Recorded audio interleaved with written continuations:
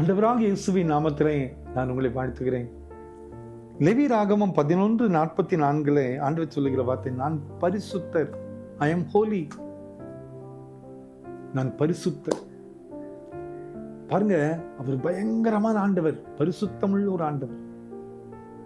அவரை கண்கூடாக காணவே முடியாத ஒரு ஆண்டவர், ஒளிகளுக்குள் வாசம் பண்ணுகிற ஒரு ஆண்டவர், துதியின் மத்தியில் வாசம் பண்ணுகிற பரிசுத்தமுள்ள ஒரு ஆண்டவர், பாவத்தை பராத பரிசுத்தமுள்ள ஒரு ஆண்டவர்.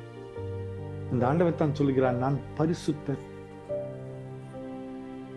இஸ்ரவேல் ஜனங்களை பார்த்து ஆண்டவர் சொன்ன வார்த்தை, நான் பரிசுத்தர். நீங்க பரிசுத்தமா நீங்க இருக்கணும், நீங்களும் பரிசுத்தராய் இருக்க வேண்டும்.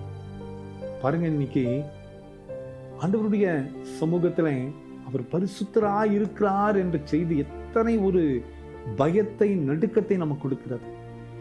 இந்த உலகத்துல அதிகாரம் பெற்ற ஒருவர்கிட்ட நம்ம சந்திக்க போனோம்னா சாதாரணமா போக மாட்டோம்.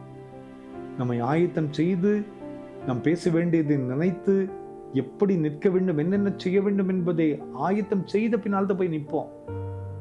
ஆண்டவர் சொல்லுகிறான், நான் பரிசுத்தர். இந்த உலகத்துடைய அதிகாரத்துக்கு முன்னாலேயே நம்ம நடுங்க கொண்டிருக்கும் போது அவர் பரிசுத்தர். அவருக்கு முன்னாலே எப்படி நடுங்க வேண்டும், அவருக்கு முன்னால எப்படி நாம் நடுங்கி நிற்க வேண்டும். இன்னைக்கு ஆலயத்துக்கு செல்லக்கூடிய பரிசுத்த நாள். ஆண்டவரை ஆராதிக்க கோயிலுக்கு போறோம், நாம் எப்படி இருக்கிறோம்? அவர் பரிசுத்தர் என்பதை அறிக்கை செய்கிறோமா, அல்லது ஆலயத்திலே நாம் அவருடைய பரிசுத்தத்தை குலைச்சலாக்குகிற மக்களாக இருக்கிறோமா? இன்னைக்கு நிறைய திருச்சபைகள் உடைந்து போய், நிறைய திருச்சபைகள் கேள்விக்குறியாய் மாறினது நம்ம ஆண்டவருடைய பிரசன்னத்தை உணராம போனதுனால. அப்படி இருக்கவே கூடாதே.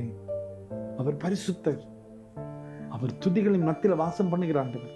நீங்க ஆலயத்தை நோக்கி செல்லலாம். அவர் ஆராதிக்கும் போது அவர் பரிசுத்தமுள்ளவர் என்பதை அறிந்து அறிக்கை செய்து அவருக்கு முன்ன நிற்க தகுதியில்லை என்பதை உணர்ந்து நம்மை ஆராதிக்கும் போது ஆண்டவர் அவருக்கு முன்பதாக நடுங்குகிற மக்களின் நினைவு கூறுகிறார். நம்மையும் நடத்துவார். ஆலயத்தை நோக்கி செல்லுவோம், ஆராதிப்போம், பரிசுத்தரை தரிசிப்போம்.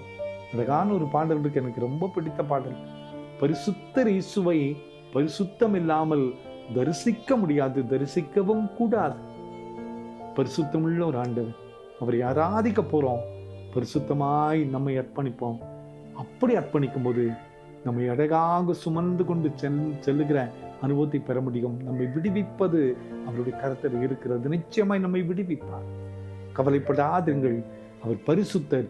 அவரை நோக்கி பார்க்கும்போது நம்மையும் மகிமையுள்ள பாதையிலே ஆண்டவர் வழிநடத்துவார். ஜெபிப்போமா? அன்பின் ஆண்டவரே, இந்த காலை நேரத்துக்காய் நன்றியப்பா. பரிசுத்த நாளை தந்திரப்பா. ஆலயத்தில் சென்று ஆராதிக்கக்கூடிய நாளாக இந்த நாள் இருப்பதற்காய் நன்றி. நீர் பரிசுத்தரப்பா. நாங்களும் பரிசுத்தமாய் உடைய சமூகத்தில் நிற்க தகுதி ஆக்கும். ஆமாண்டவரே, உண்மையே நோக்கி பார்க்கிறோம்.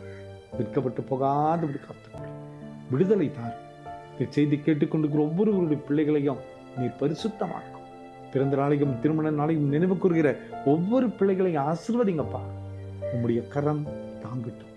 இயேசுவின் மூலம் ஜெபங்களும் எங்கள் நல்ல பிதாவே. ஆமென், ஆமென், ஆமென்.